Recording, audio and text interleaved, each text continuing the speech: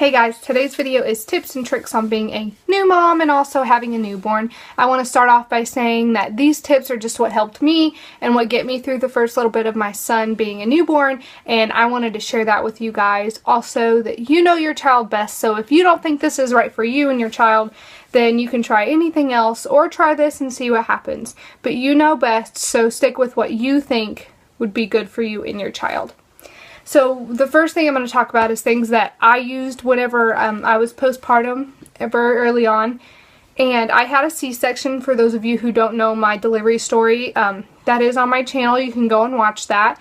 And for me, a thing that helped me was called a wrap. And I didn't spend a lot of money online on a wrap. I just went to Walmart and bought something that I thought would work and wore that for the first 3 months or so after my son was born, and it really helped me feel secure, and it helped me not feel as vulnerable, especially in my C-section scar area. So I highly suggest that to anybody, not only if you're having a C-section, but even if you're delivering naturally. They really do help. Another thing was, right at the end of my pregnancy, I went and I had bought clothes. Well, I bought too small. So buy bigger clothes than you think, just in case. You know, it's better to be too big than be discouraged because you can't fit into something you thought you would. So that's my advice, is to buy bigger clothes than what you think you might need and make sure that they're really comfy.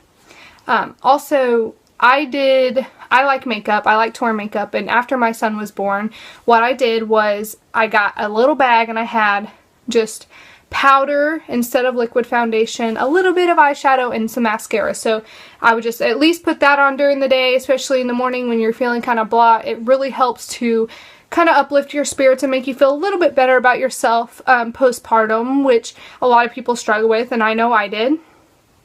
And the next thing I'm going to talk about is where my son slept and how we did our nighttime routine. Our son slept in a cradle next to our bed, and right now we're transitioning him into the crib, which has been hard for me, but I think he will do great.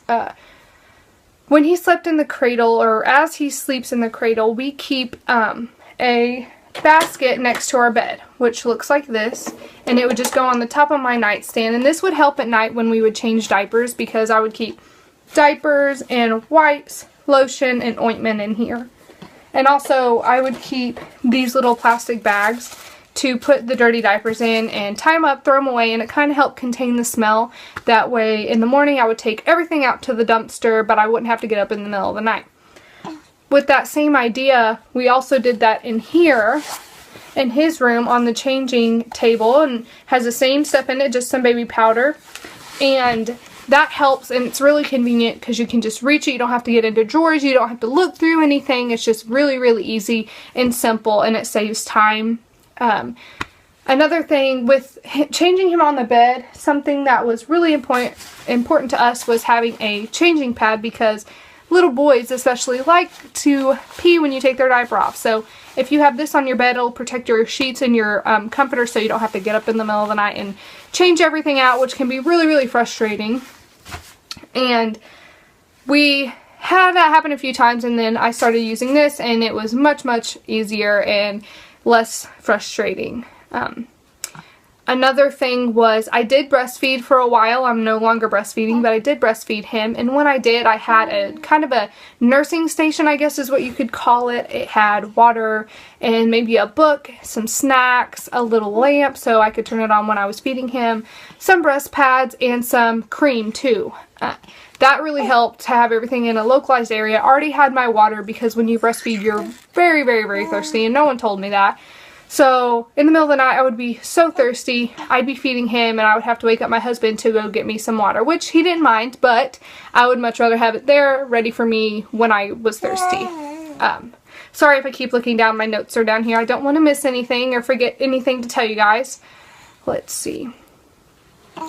And I also had a boppy pillow, which I used to hold him while I breastfeed him, especially at night. It helps you stay relaxed, and it's easier to fall back asleep. And he seemed to be really comfortable with that too. So I highly suggest those.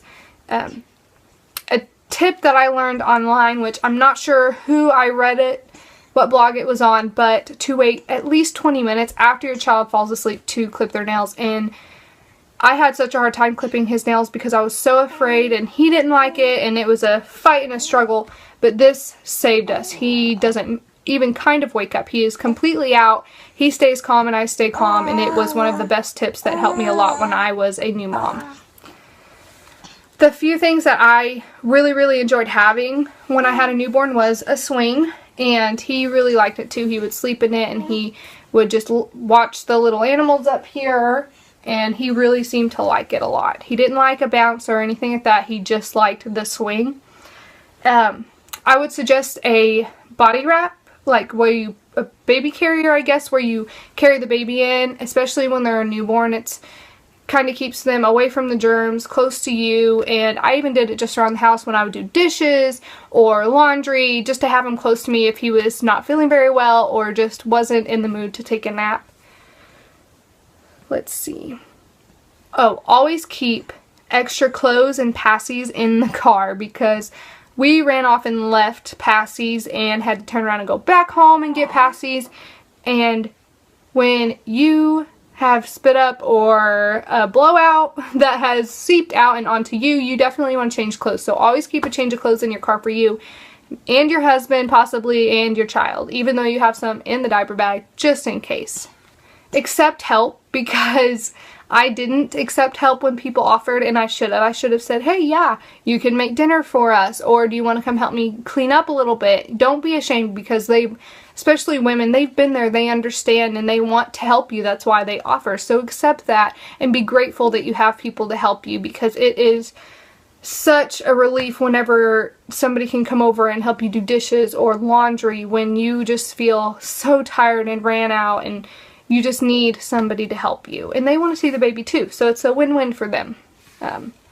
Let's see. Spend time with your significant other, because I didn't take advantage of a lot of time that me and my husband could have spent together, and I should have. When my child was sleeping, we could have watched a movie together or cuddled or just talked to each other, because you don't get that very much when you have a newborn, and that does kind of go away and you get more time together as they get older, but when they're a newborn, just take every second you can.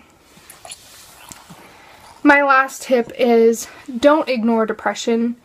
A lot of women feel ashamed of postpartum depression, like, oh, something's wrong with me, and it happens to so many women that you would never know. And when you keep it all inside, it can get worse instead of better, and you want people to help you. And tell your husband, if anybody, tell your mom, tell your friend, at least tell somebody so that they can help you or spend time with you, or at least ask you, hey, is there anything I can do? Because a lot of women struggle with this, and you don't have to struggle in silence, because there are many women out there who will help you and who will offer advice to you if they have any, and if they're going through the same thing, maybe you can talk to each other about it. But those are my tips and tricks for being a new mom and having a newborn. I really hope you guys enjoyed it. Please give it a thumbs up if you liked it. Subscribe if you want more videos, and leave comments down below if you suggest anything you want me to try as a video. Thank you guys so much for watching, and I will see you next time.